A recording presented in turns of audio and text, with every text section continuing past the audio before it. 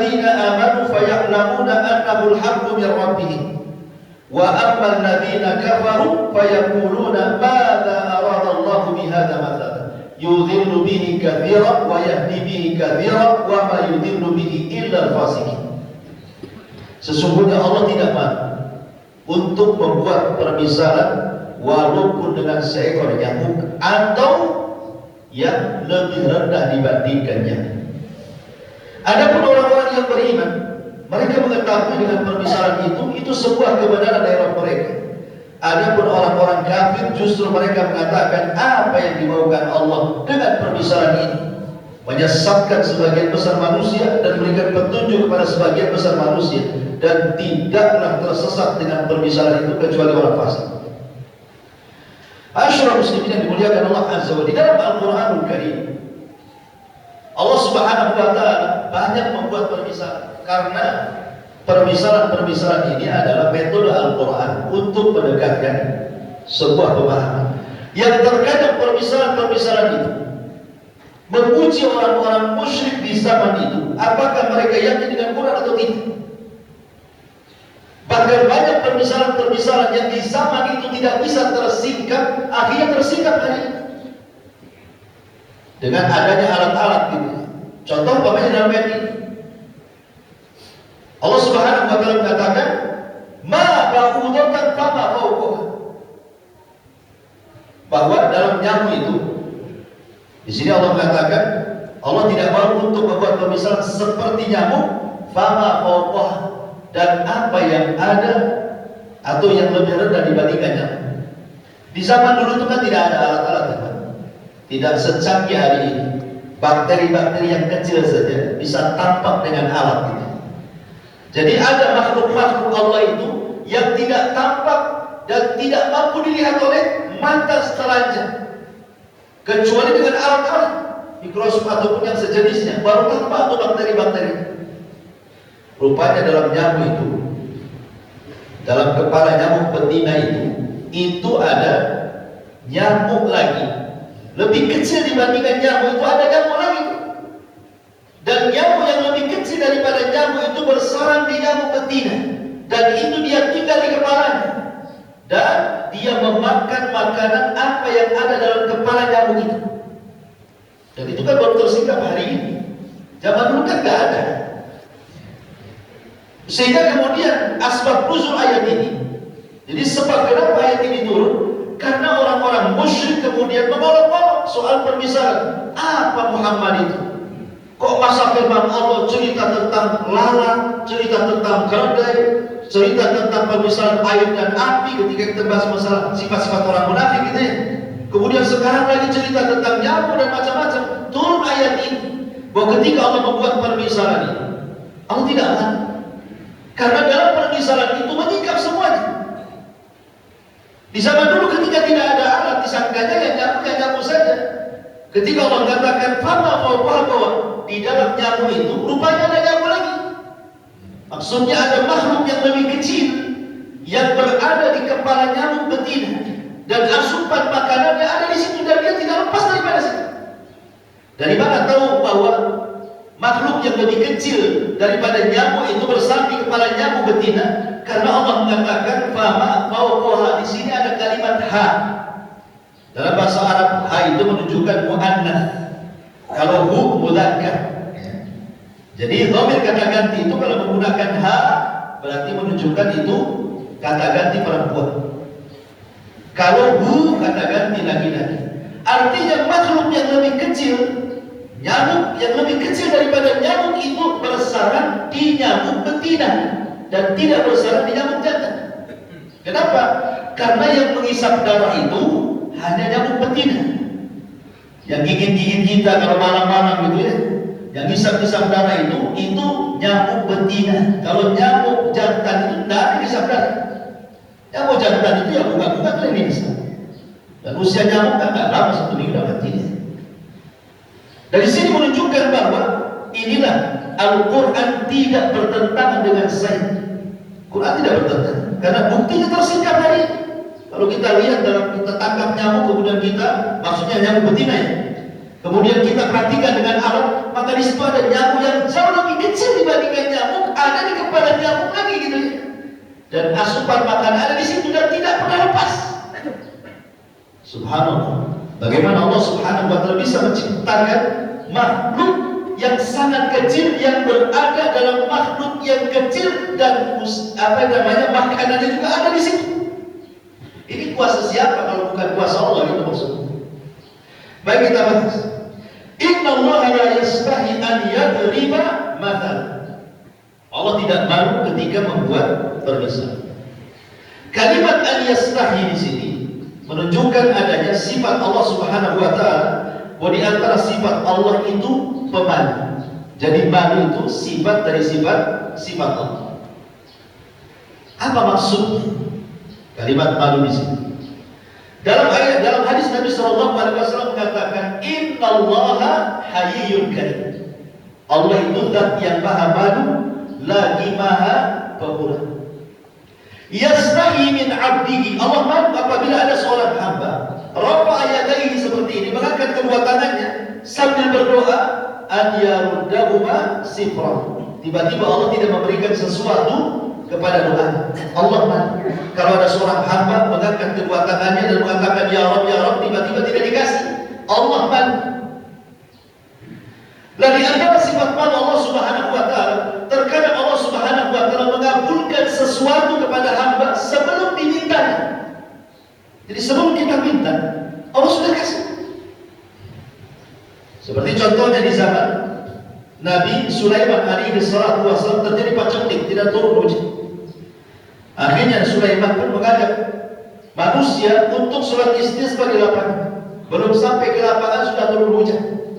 Belum diminta sudah turun hujan. Artinya Allah terkadang mengabulkan sesuatu sebelum diminta, itu maksudnya.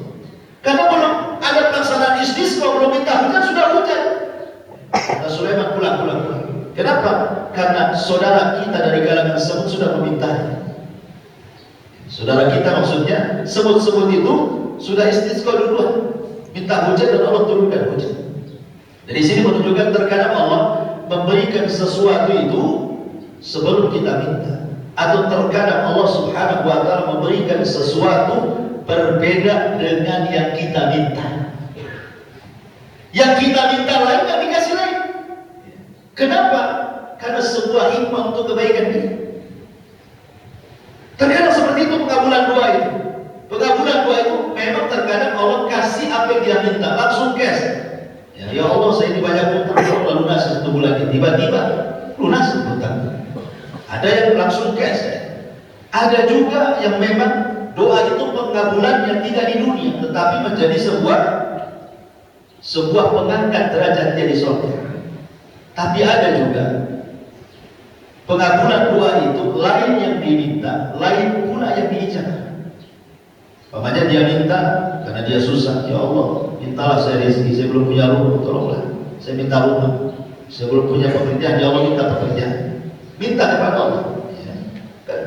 Segala sesuatu yang terjadi di alam semesta ini tidak lepas daripada ciptaan Allah. Tiba-tiba kemudian gak dikabul-kabulkan, tapi pengabulannya lain. Dengan cara apa? Boleh jadi ketika dia di jalan ada tabrakan, harusnya dia kena. Secara logika kalau dia ditabrak dia mati. Rupanya dia selamat. Oh, begitu cara pengabulan. Terkadang kita minta yang lain, pengabulannya lain. Gitu maksudnya. Kita minta duit, tapi dikabulkan, diberikan kesehatan. Yang kalau kita punya duit banyak, kita sakit habis duit itu untuk ke dokter. Gitu maksudnya. Jadi terkadang pengabulannya seperti itu. Jadi pengabulan Allah itu jauh lebih baik daripada yang diminta. Itulah dalam bentuk malunya Allah Subhanahu wa taala kepada hambanya. Mengabulkan sesuatu, terkadang sesuatu yang dikabulkan itu sebelum diminta, atau mengabulkan sesuatu terkadang beda dengan permintaannya. Itu maksudnya daripada kalimat Allah itu malu. Itulah sifat malu Allah Subhanahu wa taala. Dan Allah Subhanahu wa taala kalau tidak diminta marahnya. Man lam yas'alillah yaghdab alaihi. Kalau kita tidak meminta kepada Allah, Allah murka kepada kita. Tapi kalau manusia banyak diminta, dia pula murka sama kita. Coba saja minta terus sama orang, apa enggak murka dia? Tapi Allah terbalik. Ya, kalau kita tidak banyak meminta kepada Allah, Allah murka kepada kita. Adapun kemudian sifat malu ini menjadikan sifat karakter seorang mukmin. Dalam Dalam sebuah hadis Nabi mengatakan bahwa al-haya'u la ya'ti illa bi khair. Rasa malu itu tidak mendatangkan kecuali kebaikan. Dan Rasul mengatakan inna min kalamin nubuwatil ula idza lam tastahi fasna masyita. Dari perkataan para nabi yang turun-temurun sifatnya, kata Rasulullah, apabila kau tidak punya rasa malu, maka silahkan berbuat sekehendak. Ada satu kisah. Dulu ada seorang ulama, tapi mantan preman. Ulama dunia, mantan pemabuk. Dan dia menjadi guru dari Imam Malik. Jadi salah satu guru Imam Malik itu ada mantan pemabuk, mabuk berat, ya kan? Mantan preman. Tapi jadi ulama. Namanya Imam Qahnabi. Imam Qahnabi. Jadi Imam Al-Qahnabi ini lagi mabuk berat. Tiba-tiba dia kemudian berjalan. Di tengah jalan berpapasan dengan Imam Syu'bah Ibn Hajjaj. Syu'bah ma'ruf Imam Muhammidin ahli hadis. Dia sedang berjalan bersama murid-murid menggunakan kuda. Tiba-tiba kemudian Imam Qahnabi ini mencegah Imam Syu'bah. Dicegah dari tengah jalan. Dan dia sedang mabuk. Maka orang-orang berhenti. Dan murid-murid Syu'bah mengatakan, ya fulan, menyingkir engkau. Ya, menyingkir. Yang berjalan di hadapan seorang alim dunia. Sampai kau menghalangi jalan. Tiba-tiba Imam Qahnabi lagi mabuk, dia mengatakan, oh alim, kamu alim. Kamu orang mabuk kan ini. Kamu hormati orang. Kamu alim. Kalau kau alim, saya minta hadis. Orang mabuk dulu masih minta hadis. Orang mabuk Ustaz, bukan hadis yang diminta. Kalau kau ulama, aku minta satu hadis. Dia orang mabuk. Akhirnya Imam Syu'bah membacakan hadis itu. Haddatsana fulan qala haddatsana fulan qala Rasulullah, kata Imam Syu'bah itu, inna min kalamin nubuwatil ula idza lam tastahi fasna masyuda, kata Imam Syu'bah. Telah menceritakan fulan sampai kepada Nabi SAW bersabda, sesungguhnya dari ucapan turun-temurun para nabi, kalau kau tidak punya malu, lakukan sekehendakmu, katanya. Kalau kau tidak punya malu, lakukan sekehendakmu. Subhanallah, hadis ini menancap di orang mabuk ini. Ketika dia sadar, masih hafal hadis ini kepadanya. Ya. Kalau tidak punya malu, lakukan sekehendak. Dari situlah dia bertobat gara-gara hadis ini. Akhirnya dia belajar. Akhirnya jadi ulama besar. Salah satu muridnya Imam Malik. Seperti itu. Allah Subhanahu Wa Taala kasih hidayah gitu. Tapi syahidnya di sini, bagaimana di sini rasa malu tidak mendatangkan kecuali kebaikan. Dan Rasul mengatakan, istahyu minallahi haqqal hayy. Malulah kalian kepada Allah dengan sebetul-betulnya rasa malu. Bagaimana caranya malunya kita kepada Allah Subhanahu wa taala? Antahfadhar ra'sa wa ma wa'a wa antahfadhal batna wa ma am. Kau jaga isi kepalamu dan kau jaga isi perutmu, kata Rasul. Itulah rasa malu kepada Allah yang sesungguhnya. Maksudnya menjaga kepala, isi kepala kan banyak tuh, ada mata, ada telinga, ada lisan, ada pikiran. Itu jangan memandang kecuali yang halal, jangan mendengar kecuali yang berpahala, jangan bicara kecuali yang lembut, jangan berpikir kecuali yang baik. Itu namanya menjaga rasa malu kita kepada Allah. Termasuk juga apa yang ada dalam perut, jangan masukkan kecuali yang halal, dan begitu seterusnya. Intinya bahwa malu adalah salah satu sifat Allah Subhanahu wa taala. Allah mengatakan, an yadriba mathalan ma baqulatan. Allah tidak malu untuk membuat permisalan semisalnya. Nyamuk ini selalu dibuat permisalan bukan hanya dalam Al-Quran, tetapi dalam hadis juga sama. Contoh, Nabi SAW ketika bicara tentang nilai sebuah dunia, apa kata Rasulullah? Lau kanatid dunya ta'dilu janaha ba'udatin ma syaqal kafiru syurbata ma'i. Kalau seandainya dunia ini ada nilainya, walaupun hanya sesayap nyamuk, kata Rasulullah. Kalau seandainya dunia ini ada nilainya, walaupun sesayap nyamuk nilainya itu, tentu orang kafir satu tetes air pun tidak akan dikasih di dunia. Tapi ketika dunia tidak ada nilainya, makanya orang kafir sesuka mereka minum, sesuka mereka makan, suka mereka tinggal, suka mereka senang gitu. Karena dunia tidak ada nilainya. Kenapa tidak ada nilainya? Karena dunia itu Allah berikan kepada yang Allah suka, dan Allah berikan juga kepada yang Allah tidak suka. Fir'aun Allah berikan dunia, Namrud Allah berikan dunia, Qarun Allah berikan dunia, Sulaiman juga Allah berikan dunia, Abu Bakar juga Allah berikan dunia, Utsman bin Affan Allah berikan dunia. Artinya bahwa dunia ini berserikat antara mukmin dan kafir, karena Allah berikan kepada yang Allah cintai dan kepada yang Allah tidak cintai. Dan apa bedanya? Gitu maksudnya. Tidak ada beda mukmin dengan kafir. Tidak ada beda manusia dengan binatang. Binatang juga sama, dikasih makan, dikasih hidup, dan begitu seterusnya. Dunia ini tidak membedakan. Bukan karena ada dunia dia mulia, tidak ada dunia dia tidak hina, jadi hina. Tidak. Dunia ini tidak bisa membedakan satu dengan yang lainnya. Tetapi yang bisa membedakan itu siapa yang membawa dunia ini. Makanya Rasul mengatakan, malun saleh li rajulin saleh. Harta baik itu kalau dikelola oleh orang lain. Tapi harta bisa jadi jahat kalau yang mengelola orang jahat. Tapi Rasul mempermisalkan dunia ini seperti seekornya. Sama dengan di sini. Allah Subhanahu wa taala Allah tidak malu ketika mempermisalkan sebuah permisalan itu dengan seekor nyamuk. Nyamuk ini keajaiban Allah, keajaiban makhluk Allah itu. Giginya saja banyak kan? Gigi nyamuk berapa? 38. Giginya itu 38. Jantungnya 3. Antum 1 jantung.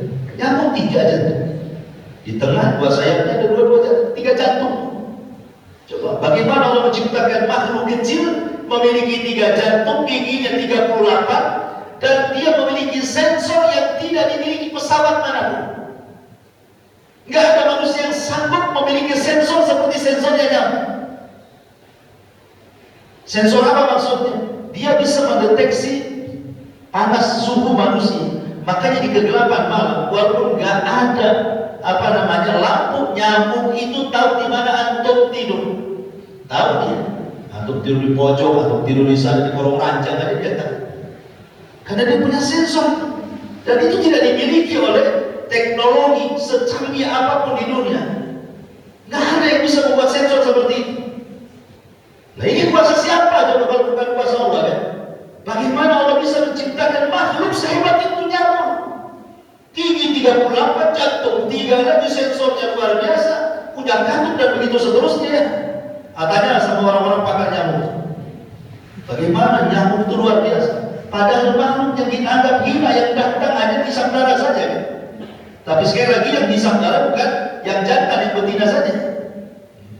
Dan bahkan di sini Allah mengatakan ma ba'udatan fama fauquha. Rupanya di dalam nyamuk itu ada nyamuk lagi yang mengisap darah juga kan gitu ya. Darahnya nyamuk gitu. Dan nyamuk kecil di atas nyamuk, di bawah nyamuk itu rupanya berada fauquha. Kalimat fauq itu artinya di atas. Dari sini saja menunjukkan detailnya Al-Quran. Fama fauquha. Fauq itu artinya atas. Kalau dalam bahasa Arab, ana fauqal bait, saya di atas rumah, berarti bukan dalam rumah, di genteng itu, di atas genteng itu maksudnya. Ketika Allah mengatakan fama fauquha, artinya ada nyamuk di atas nyamuk. Maksudnya di atas kepalanya nyamuk itu ada nyamuk lagi kecil lagi. Dan asupan makanannya dari nyamuk itu lagi. Bagaimana Allah bisa menciptakan makhluk yang lebih kecil dibandingkan nyamuk sampai Allah mengatakan fama fauquha. Ini satu penafsiran. Ada yang mengatakan fama fauquha itu maksudnya lebih besar dibandingkan nyamuk. Ya boleh jadi gajah, harimau, sampai ke langit, sampai ke arus, sampai ke semua ciptaan Allah yang ada di atas. Dan itu semua adalah kekuasaan Allah, menunjukkan qudratullah azza wa jalla. Bagaimana Allah itu maha mampu atas segala sesuatu. Tapi kan di sana orang-orang musyrik ketika ayat ini dibacakan, ini apa Muhammad itu? Ngapain buat permisalan seperti nyamuk? Ada makhluk lagi yang kecil di bawah nyamuk. Apalah itu? Karena di zaman itu tidak ada alat-alat masalahnya untuk mendeteksi kebenaran Al-Quran kan. Baru tersingkap hari ini semua bahwa memang Al-Quran itu memiliki ijaz, keajaiban. Ya, baru tersingkap semua yang dikatakan oleh Nabi SAW dari firman-firman Allah itu banyak tersingkap hari ini. Tapi bagi kita kaum muslim, mau tersingkap mau tidak, maka kita tetap sami'na wa ata'na. Contoh yang lain selain nyamuk, Nabi SAW pernah bicara soal lalat. Nabi pernah bicara soal lalat. Lalat itu buat kalau terbang. Namanya kita lagi minum kopi, ya, kopi luwak atau kopi apa lah ya, pokoknya kopi lah teh tarik atau teh biasa.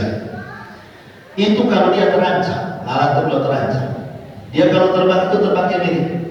Perhatikan ya, lalat itu kalau terbang miring, kemudian masuk ke dalam air kopi kita. Ketika lalat itu ngambang di kopi atau di teh kita, maka pasti sayapnya satu akan nempel di air, sayapnya akan ke atas dan begitu. Itu lalat.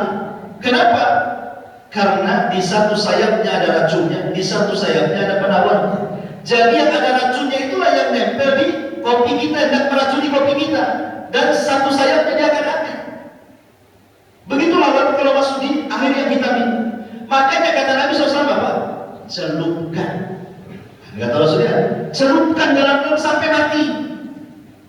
Sebab kalau lalat itu mati, maka penawarnya akan menawarkan racun yang ditabur.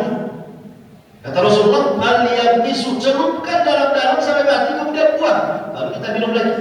Karena di zaman itu air minum bukan di zaman sekarang. Zaman sekarang ada alat dibuang lah. Oh, di zaman itu kan susah ya. Di zaman Nabi itu air itu paling susah, harus beli sama orang Yahudi. Sampai akhirnya setiap hari makin mahal, orang banyak kehausan jadinya. Jadi air di zaman itu luar biasa, sehingga tidak sembarang membuat air, itu maksudnya kan. Ketika ada lalat, ada solusinya. Tetap bisa diminum dengan cara apa? Dicelupkan, supaya penawarnya bisa menawarkan racun yang ditabur. Dari sini juga Imam Ibnul Qayyim rahimahullah ta'ala mengatakan, terkadang penawar sebuah penyakit itu tidak jauh-jauh dari tempatnya. Antum minum makan durian, rupanya penawarnya di cangkangnya. Itu kasih air minum kan gitu. Corona, rupanya vaksin diambil dari corona. Kan gitu ya. Corona mau menyembuhkan corona kan gitu. Orang terkena patung ular, disembuhkan dari bisa ular juga. Terkadang penawar itu tidak jauh dari situ maksudnya. Nah, seperti lalat juga sama kan? Satu sayapnya ada penyakitnya sama, tidak pula penawarnya, tidak jauh-jauh dari situ. Jadi ketika Allah Subhanahu wa Ta'ala berbicara dalam Al-Quran soal nyamuk, kemudian Nabi SAW juga bicara soal lalat, itu baru tersingkap hari ini. Karena di zaman itu dikari apalah Muhammad ini kok cerita tentang lalat, satunya ada obatnya, satunya penawarnya. Karena di zaman itu belum ada penelitian secanggih hari ini. Baru hari ini diteliti para ahli kesehatan, para dokter, para profesor. Rupanya betul sabda Rasul bahwa di satu sayap lalat ada penyakit, di satunya ada penawar. Tersingkap semuanya hari ini. Itulah namanya ijaz namanya. Bahwa semua yang diucapkan Rasul itu bukan hawa nafsunya, tapi wahyu diwahyukan kepadanya. Makanya dia tahu sesuatu yang di zaman itu tidak tersingkap, hari ini tersingkap semua.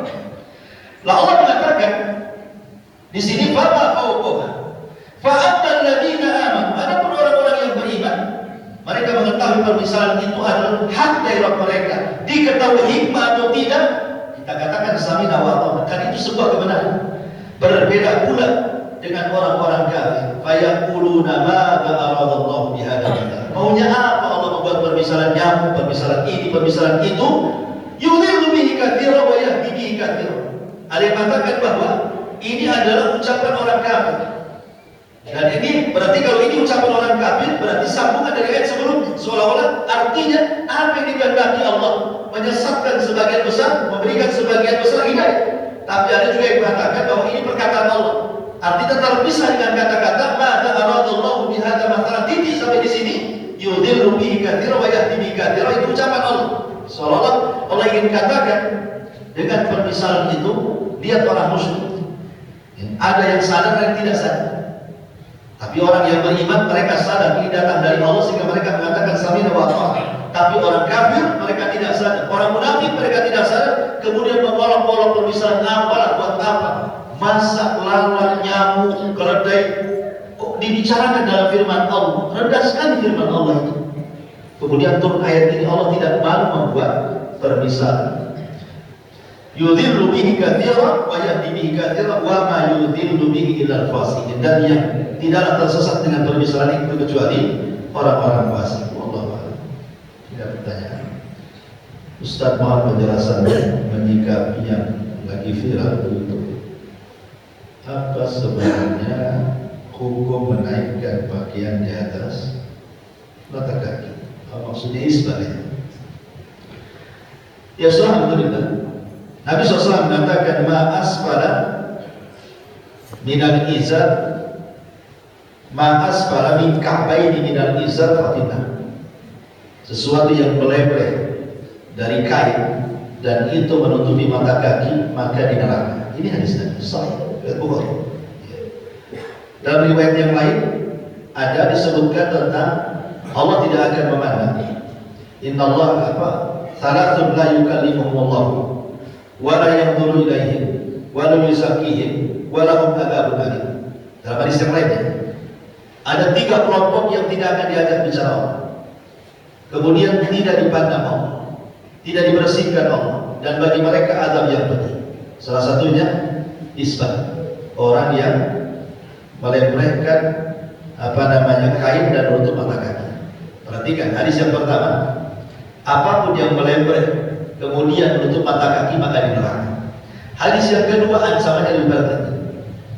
Allah tidak akan mengajak bicara, Allah tidak akan memandang, Allah tidak akan bersihkan, Allah tidak akan mensucikan, bagi mereka azab yang pedih. Salah satunya adalah orang yang isbal. Lah dari 2 hadis ini kemudian ulama berusaha untuk menggabungkan tentang syubhat sebagian orang. Oh, kalau tidak sombong boleh, kalau sombong tidak boleh. Maka ulama mengambil bahwa kalau tidak sombong maka hadisnya yang ini. Kalau dia kemudian memakai celana sampai menutup mata kaki, berarti hadisnya apapun yang melempar dari mata kaki maka dia neraka. Ini bagi yang tidak sombong. Bagi yang sombong Allah lipatkan lagi. Dia tidak akan diajak bicara, dia tidak akan dipandang, dia tidak akan disucikan, dia disediakan azab yang pedih. Nah, ini bagi yang sombong. Jadi ada 2 hukum di sini. Bukan maknanya kalau sombong nggak boleh, kalau tidak sombong tidak boleh. Tidak ada begitu ada. Karena hadis Nabi juga ada yang menyebutkan tidak sombong, ada yang menyebutkan sombong. Berarti perbedaannya hanya di hukumannya saja. Apalah susahnya menaikkan celana di atas mata kaki? Kalau memang kelihatannya kurang pas, kalaupun harus kemudian sampai mata kaki, ya sampai mata kaki saja. Tapi jangan sampai kemudian lebih di bawah mata kaki. Kalaupun harus gitu ya, melempar ke bawah, maka sejajarkan dengan mata kaki. Tapi kalau sudah di bawah mata kaki, itu yang terkena ancaman. Dan kalau lebih baik lagi jangan menutup begitu. Tapi di zaman sekarang saya katakan bahwa terkadang sunnah-sunnah Nabi lebih banyak dikomentari dibandingkan diamalkan. Ya. Banyak komentar, banyak ngomong orang dalam sunnah ini. Apa itu pakai cadar itu? Nggak usah pakai cadar itu. Itu apa? Kan itu ya. Karena dikomentarin pula gitu. Ketika pokoknya orang naikkan celana di atas mata kaki cingkrang, ngapain kayak orang banjir sih? Ketika kemudian numbuhkan janggut, ngapain kok janggut pula? Gigi kok ada akarnya. Pokoknya macam-macam. Apa yang dikomentari? Kalau Anda tidak bisa mengamalkan sunnah, jangan komentar buruk kepada sunnah, itu selesai. Karena dengan komentar buruk kepada sunnah itu sama dengan komentar buruk kepada Nabi yang mengamalkannya dan yang menyuruhnya. Kalau kita tidak bisa mengamalkan, lebih baik dia. Kalau bisa mengamalkan, alhamdulillah. Karena di zaman dahulu para sahabat Nabi SAW itu, mereka kalau mengamalkan sunnah itu tidak pernah bertanya apakah ini wajib, apakah ini sunnah, ini kalau diamalkan dapat pahala, kalau ditinggalkan tidak dapat berdosa. Enggak pernah bertanya. Lain kan orang sekarang tanya dulu, di kalau saya tinggalkan dapat dosa atau enggak? Oh enggak dapat. Kalau dilaksanakan dapat pahala, enggak laksanakan saja. Yang penting kan enggak berdosa. Yang penting enggak berdosa. Enggak perlu sahabat kali bertanya seperti itu. Contoh bapaknya, Ummu Habibah radhiyallahu anha meriwayatkan sebuah hadis. Apa kata Ummu Habibah? Aku mendengar Rasulullah bersabda, "Man shalla itsnatai asyrata rak'atan fi kulli lailatin fi kulli yawmin wa lailatin bunya lahu baitun fil jannah." Siapa yang menjaga salat rawatib 12 rakaat, maka baginya dibangunkan istana di surga. Kata Ummu Habibah, "Wallahi ma taraktuhunna mundu an sami'tuhunna min Rasulillah." Demi Allah, aku tidak pernah meninggalkan 12 rakaat rawatib sejak aku mendengar langsung dari Nabi. Kemudian rawi yang meriwayatkan hadis ini dari Ummi Habibah namanya Ambas. Apa kata Ambas? Wallahi ma taraktuhunna mundu an sami'tuhunna min Ummi Habibah. Demi Allah, aku tidak pernah meninggalkan 12 rakaat ini sejak aku mendengar Ummu Habibah ngomong seperti itu dari Nabi. Kemudian rawi berikutnya namanya Amr ibn Aus. Wallahi ma taraktuhunna mundu an sami'tuhunna min Ambas min Ummi Habibah min Rasulillah. Atau Amr bin Aus, demi Allah aku tidak pernah meninggalkannya 12 rakaat itu sejak aku mendengar dari Abbas. Abbas mendengar dari Ummi Habibah. Ummi Habibah mendengar dari Nabi. Itu orang dulu tuh. 12 rakaat terwaktu itu kalau Anda dapat dilaksanakan dapat pahala. Ya kan? Kalaupun tidak dilaksanakan tidak berdosa. Tapi orang dulu kan nggak bertanya soal itu. Yang penting ini datang dari Nabi, laksanakan selesai. Orang sekarang kan pilih-pilih. Kalau berdosa saya laksanakan, kalau enggak apa-apa lah saya tinggalkan. Enggak ada, makanya saya katakan bahwa masalah-masalah seperti ini, masalah-masalah yang jelas. Karena yang ngomong kalau ada orang mengatakan enggak masuk di akal, masa kok pakaian menutup mata kaki kok di neraka gitu ya. Maksudnya tumitnya itu mulai dari mata kaki sampai ke bawah di neraka gitu ya. Bukan semua badannya ya. Ancaman ini bapaknya manusia itu kan dari kepala sampai kaki. Siapapun yang meletakkan kainnya di bawah mata kaki berarti dari tumit ke bawah Allah kasih neraka. Itu maksudnya ya. Kemudian ada orang berpikir, maksudnya masa nutup mata kaki dia masuk neraka? Yang tidak masuk di akal itu karena akal itu penuh syubhat masalahnya. Ini yang ngomongkan. Nabi loh yang ngomong, hadis sahih ada dalam Bukhari Muslim. Tidak perlu dilakukan dengan kesahihannya. Adapun apa hikmahnya gitu di balik itu?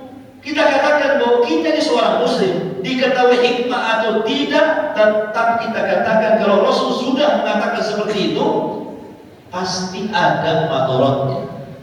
Ingat bahwa setiap perintah kalau dilaksanakan pasti ada manfaat. Setiap larangan kalau dilanggar pasti ada madharatnya. Madharatnya apa? Diketahui atau tidak? Sudah kita katakan sampai kawal selesai. Kenapa mesti dikomentari hal-hal yang sudah jelas? Yang tidak masuk di akal karena Anda tidak punya akal masalahnya. Kalau Anda punya akal, masuk di akal. Berarti karena dia meminta hawa nafsu dia mengatakan seperti itu. Wallahu a'lam.